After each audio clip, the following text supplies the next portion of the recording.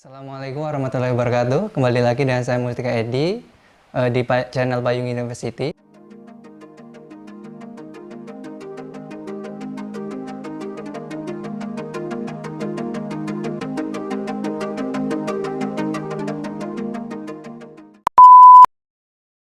Sekarang saya dengan Ibu Mufliha Wijayanti. Apa kabar, Bu? Baik. Alhamdulillah. Kali ini kita akan membahas terkait kajian gender dengan beliau. Sebelumnya saya akan memperkenalkan Ibu Mufliha ini adalah seorang pegiat kajian gender, kemudian juga Ketua Pusat Studi Gender dan Anak di IAIN Metro, dan beliau ini adalah doktor di UIN Sunan Gunung Jati ya, Bu ya? Sunan Gunung Jati. Ya, Sunan Gunung Jati Bandung, betul. Kok bisa lupa, Bu? Lupa dengan alma maternya. Kami ada di rumah beliau dan tempatnya rumahnya banyak bukunya, dan saya rasa Ibu rajin baca juga, baca buku juga ini, Bu. Termasuk yang suka koleksi. Kalau baca kadang-kadang. Jangan-jangan jarang dibaca juga ini, Bu. Kalau pas butuh pasti akan baca. Kegiatan selama Ramadan baca buku atau ikut kajian webinar atau apa, Bu, biasanya? Saya sampai pusing milihnya. Akhirnya saya fokus hanya jadi santrinya Mubadalah. Oh. Saya hanya ikut kajian Mubadalah, jadi setiap hari ada ya. Iya. Nah, saya ikut beberapa kajian Mubadalah, kemudian ada kitab Mamba Usaada, satu lagi Nabiur Rahmah. Iya. Nah itu saya ikuti semuanya sambil masak, karena jadwalnya 4:30. Nanti sambil dengerin, nah malam diputar ulang sambil ngasih maknanya di kitabnya. Oke, berarti walaupun kita harus kerja dari rumah, tapi tetap produktif, Bu ya? Ya, paling tidak asupan gizi untuk kepala ini ada. Oke, ini sebenarnya patut dicontoh untuk teman-teman, bahwasanya walaupun kita harus kerja di rumah, tapi kita tetap harus produktif dan tetap proses belajar itu tetap harus berlangsung, Bu ya? Siap. Dimanapun. Oh ya, Bu, ini kan kita akan membahas terkait gender, Bu ya. Terus kemudian saya lihat juga Ibu sebagai Ketua PSGA IAIN Metro. Kira-kira bagaimana sih, Bu, awal mula menggeluti kajian gender? Saya sebenarnya kenal gender itu sejak zaman kuliah ya. Mungkin Mustika belum lahir. Di tahun 97-98 saya mulai mendengar ya istilah-istilah kajian gender. Tapi pada waktu itu saya belum terlalu tertarik gitu. Saya pikir itu sesuatu yang utopis, yang sulit sekali untuk diimplementasikan di masyarakat kita gitu. Mungkin kita secara wacana bisa berbicara tentang gender, ndaki-ndaki itu bisa. Tapi ketika kita terjun di masyarakat, kita berelasi dengan keluarga, pada saat itu saya berpikir itu akan sulit gitu. Tapi kemudian saya tidak tahu Tuhan mempertemukan kembali saya dengan kajian itu gitu. Jadi di tahun berapa ya, 2009 atau 2010, saya iseng-iseng ikut program di Kementerian Agama, short course ya, short course penelitian keagamaan berperspektif gender. Nah dari situlah kemudian apa yang saya dapatkan ketika di bangku kuliah, diskusi-diskusi dengan kawan-kawan di PMII pada waktu itu, seperti terpanggil kembali gitu ya, terpanggil kembali, dan kebetulan di situ saya ketemu dengan expertnya gitu. Jadi teman-teman dari UI, dari Komnas Perempuan, termasuk di situ Buya Husain Muhammad, ya, Buya Husain Muhammad itu yang mengajari saya tentang kajian gender di tahun 2010 atau 2000, ya sekitar itulah. Nah dari situlah kemudian mulai bangkit kembali gitu, bahwa kajian gender itu bukan melulu soal perempuan, tapi di situ kita akan bicara tentang keadilan dan kesetaraan, ya, yang pada waktu tertentu memang membela perempuan, gitu ya. Benar. Tapi di saat yang sama atau di saat yang lain, ya, kajian gender itu akan berbicara tentang hak-hak laki-laki juga, gitu.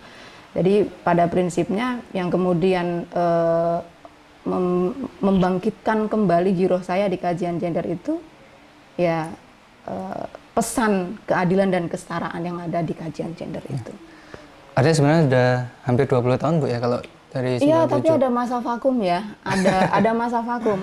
Tapi secara personal, kalau itu kan dari sisi keilmuan ya Mas ya. Benar. Dari sisi personal, saya lahir dari keluarga ya seperti umumnya keluarga Indonesia ya, tetap kuat patriarkinya gitu. Iya, benar. Tapi saya melihat perempuan di keluarga saya itu tuh perempuan kuat gitu. Banyak perempuan-perempuan kuat. Gitu.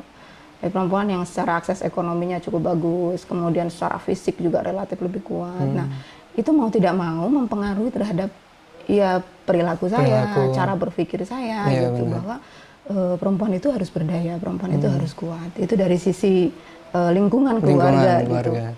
Nah, secara apa ya saya mau nyebutnya? Jadi ada semacam ilham atau apa begitu ya? Hidayah, Bu. Hidayah.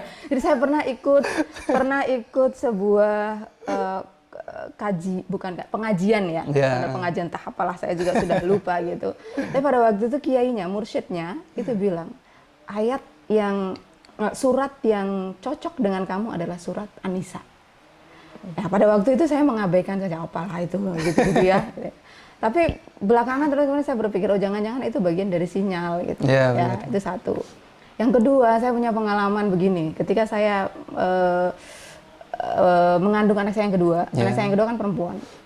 Nah, pada waktu itu saya punya pikiran begini. Ini anak saya yang kedua perempuan. Saya nggak perlu menghatamkan baca Al-Quran selama saya mengandung itu sampai full 30 juz. Kalau yang pertama kan selesai 30 juz gitu ya. Termasuk males ya. 9 bulan kok cuma 30 juz gitu. Nah, yang kedua pun begitu. Jadi menjelang kelahirannya itu baru sampai juz 17 kalau tidak salah gitu. Dalam alam bawah sadar saya bilang ini perempuan separuh aja nggak apa-apa gitu.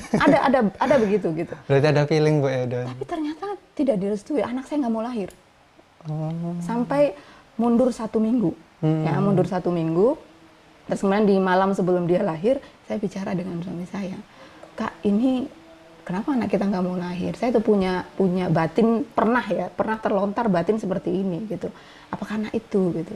Ayolah bantu saya nyelesain bacaan Quran ini kata saya gitu kan. Benar. Nah, ternyata malam itu akhirnya kita sepakati menyelesaikan. Gitu. Nah, alhamdulillah jam 3 suami selesai menghatam. Waktu itu dibagi 2. Saya juz berapa, suami juz berapa gitu. Nah, jam 3 selesai, jam 3:30 anak saya lahir. Jadi memang perempuan dalam kandungan saya itu tidak mau dianggap separuh manusia gitu. Jadi itu barangkali pengalaman pribadi yang menginspirasi saya cukup menarik di sekali, kajian gender. Ya, tapi poin penting yang saya ambil tadi sebenarnya memang tadi Bu ya, kita belajar gender atau membahas terkait gender kan artinya adalah tadi kita membahas terkait kesetaraan dan keadilan antara perempuan dan laki-laki Bu ya. Kita tidak boleh condong hanya membela perempuan saja atau satu sisi laki-laki saja kan Bu ya. Bahkan lebih jauh, tidak hanya laki-laki dan perempuan, tetapi juga kelompok-kelompok minoritas, difabel misalnya, kelompok marginal. Saya kira itu dengan perspektif gender bisa kita kaji. Bisa kita berdayakan.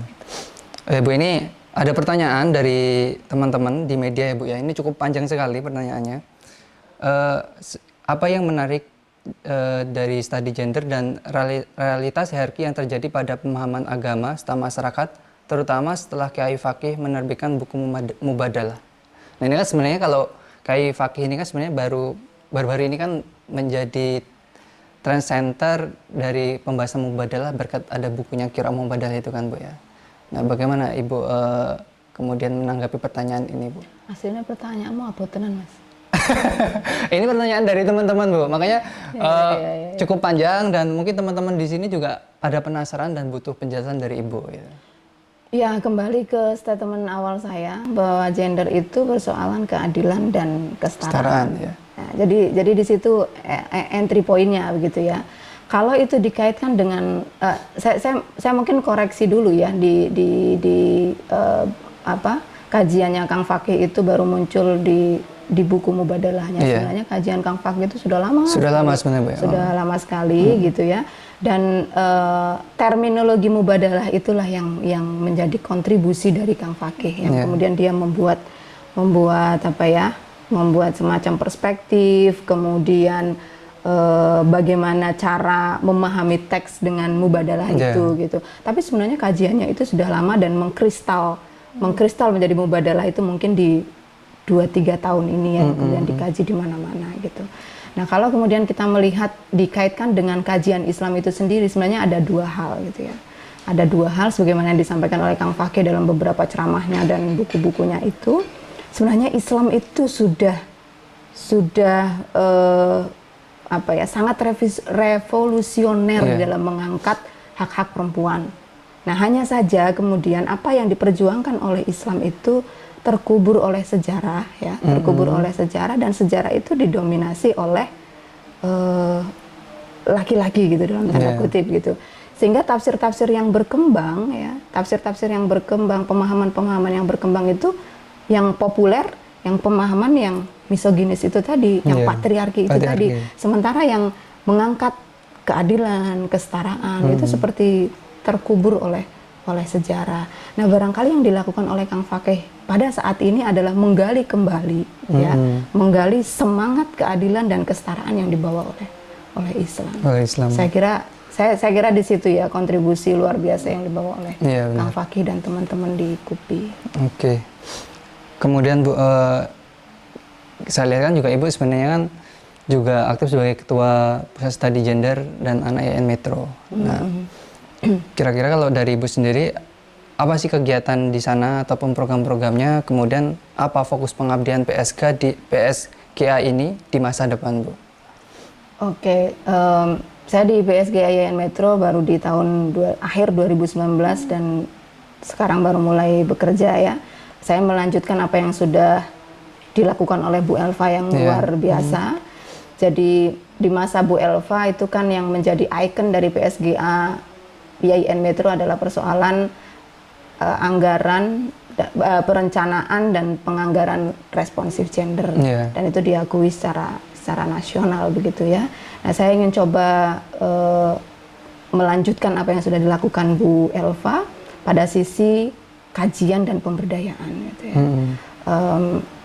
Di kajian-kajian mungkin ya kayak model-model yang konvensional lah, model seminar, workshop gitu dilakukan, dan saya coba dengan kajian rutin ya, tapi terus kemudian terpotong oleh COVID segala macam ya. Sebenarnya saya di PSGA sendiri sudah ada waktu-waktu tertentu untuk misalnya hari ini, waktu itu kita sepakati hari Jumat ya. Hari Jumat semua yang ada di PSGA harus melakukan sesuatu, misalnya membaca. Terserah membaca buku apa. Jadi kita sediakan 1 jam semua tim di PSGA untuk membaca buku yang relate dengan kajian gender. Nah, model-model begitu sebenarnya yang saya coba tradisikan di PSGA. Nah, namun kaitannya dengan pemberdayaan yang Mustika tanyakan tadi, di 2020 ini saya coba untuk melakukan pendampingan ke kelompok rentan. Ya, kami desain untuk ke pengadilan agama. Jadi kami membantu orang-orang yang berperkara di pengadilan agama untuk memberikan mediasi. Ya, kebetulan saya sendiri mediator yang tersertifikasi ya. Jadi saya punya lisens untuk semacam buka praktek begitu ya, memberikan bantuan mediasi kepada para pihak yang bersengketa, dan spesialisasi saya di sengketa hukum keluarga ya, lebih spesifik lagi di kasus-kasus perceraian.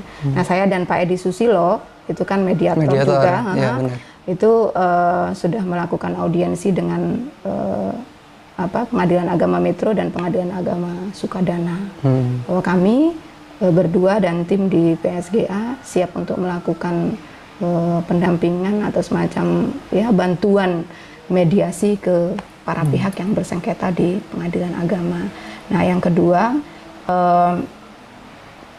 kami mencoba untuk mendampingi pesantren yang ada di 16 ya, arah Metro Kibang itu, Al-Qudwa. Nah, di sana sudah mencoba beraudiensi juga dengan Pak siapa, Hamim ya, Hamim atau siapa lupa ya, Pak Hamim ya. Saya sudah mencoba need assessment, ada berapa santri di sana dan kebutuhannya itu apa gitu ya. Tapi sekali lagi itu rancangan yang dibuat oleh PSGA yang belum bisa direalisasikan. Tapi sebenarnya cukup menarik sekali itu, Bu, ketika kita membantu orang kemudian nanti bisa direalisasikan kan ke depannya, Bu? Iya, karena selama ini yang saya lakukan kan baru di ranah kajian ya, Mas. Iya, benar. Saya paling udah banter di kajian itu pun tidak terlalu expert ya, maksudnya ya di itu doang gitu yang saya lakukan. Jadi saya punya mimpi, ya kita tidak omong doang. Gitu. Iya, benar. Jadi mencoba untuk dari sedikit yang kita punya gitu, kita melakukan pemberdayaan. Ya kalau dalam apa yang saya pegang itu malayudroku kuluh, latut roku kuluh. Apa yang tidak bisa kita capai secara maksimal, ya, tapi jangan kemudian kita tinggalkan. Sedikit-sedikit kita lain dengan Pak Dharma Setiawan. Tahu ya Pak Dharma Setiawan ya? Tahu. Kalau dia kan mimpinya besar. Actionnya juga besar gitu. Nah, kalau saya nih model-model yang mimpi besar tapi mencapainya ya sedikit-sedikit saja lah gitu. Artinya setidaknya kita sudah berusaha untuk berbuat baik kepada orang lain, Bu. Walaupun kecil, yang penting sudah mencoba. Ya. Doakan saya kuat ya, Mas ya. Kuat puasa aja atau kuat apanya nih, Bu? Ya, termasuk itu. Oke, Bu, lanjut ke pertanyaan selanjutnya, Bu ya. Kira-kira adakah korelasi pemberdayaan gender dan potensi perempuan, Bu? Pasti, Mas. Pasti. Anda lihat di payung ya kan? Iya. Siapa yang paling tampak berdaya? Perempuan. Ya, betapa perempuan itu memiliki energi yang luar biasa menurut saya ya. Dan ini menarik nih data COVID nih ya, data COVID dari Pak Yuryanto 2 hari yang lalu ya. Ternyata dari angka pasien positif COVID itu 60% itu laki-laki. Kenapa? Karena laki-laki tidak tahan untuk keluar rumah. Ya kan? Jadi akhirnya mereka yang lebih rentan terpapar gitu. Ya, betul. Dan angkanya saya kira signifikan ya ketika 60, kalau tidak salah 66 dan 33 nanti bisa dicek lagi deh. Itu 2-3 hari yang lalu itu sempat saya catat gitu. Saya kira ini menarik gitu. Iya, benar. Betapa ya perempuan itu, atau jangan-jangan karena saya perempuan. Tidak kan? Mustika bisa mengafirmasi statement saya kan? Ya, objektif lah intinya. Ya artinya memang perempuan itu punya energi yang luar biasa lah menurut saya, yang bisa diberdayakan, bisa dimaksimalkan gitu. Ya.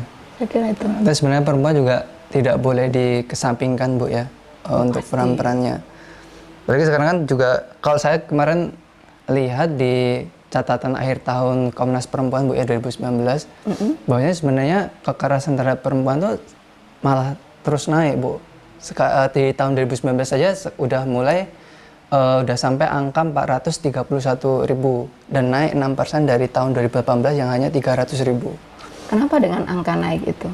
Apa yang bisa dibaca dari kenaikan angka kekerasan itu? Pertama adalah literasi. Nah, jadi perempuan semakin paham bahwa apa yang dia alami itu adalah kekerasan. Mungkin banyak orang yang, ya ini responden saya ketika saya melakukan riset itu mengatakan bahwa yang saya alami ini adalah suatu kemestian gitu. Saya sebagai perempuan, saya sebagai istri yang memang harus begini. Saya itu harus dididik oleh suami saya gitu. Jadi ketika suami memukul, membentak itu dianggap atau dihayati sebagai cara mendidik suami terhadap terhadap istri gitu. Dan itu dianggap sebagai sebuah kemestian gitu, bahwa itu memang harus begitu gitu. Itu ada beberapa responden saya yang menjawab seperti itu, gitu. Ya gemes-gemes gimana gitu. Yang kedua, bisa juga dipahami bahwa itu dari aspek literasi. Iya, gitu literasi, ya. Bu. Yang kedua bisa juga dipahami, ya dia sudah berdaya ya, dia paham, kemudian dia tahu apa yang harus dilakukan. Gitu. Maka kalau dulu ya kekerasan itu terjadi ya dari dulu memang ada gitu, tapi dulu tidak dilaporkan, maka angkanya kecil. Nah sekarang kan orang semakin paham bahwa yang dia sudah mampu mengidentifikasi bahwa yang dialami itu adalah kekerasan, dan dia tahu apa yang mesti dilakukan ketika dia mengalami kekerasan. Maka kemudian dia melapor. Nah sehingga angka itu menjadi naik. Nah, dengan angka itu naik kan treatment dari pemerintah, treatment dari lembaga-lembaga pendamping itu kan semakin terasa. Gitu. Kalau menurut Ibu sendiri, sebenarnya sejauh ini pemerintah sudah melakukan tindakan apa, Bu, untuk mengatasi tingkat kekerasan terhadap perempuan ini? Toh kalau kita lihat sebenarnya kan ya, kalau dari data itu sebenarnya banyak laporan yang muncul dari pengadilan negeri dan cukup sedikit kemudian yang yang berasal dari perempuan-perempuan yang melapor langsung ke Komnas Perempuan itu sendiri, Bu. Artinya kan sebenarnya angka itu bisa lebih tinggi lagi sebenarnya kalau misalnya lebih banyak warga yang melaporkan. Kalau tidak salah, kontributor terbanyak dari laporan kekerasan rumah tangga itu lebih banyak malah dari pengadilan agama. Gitu.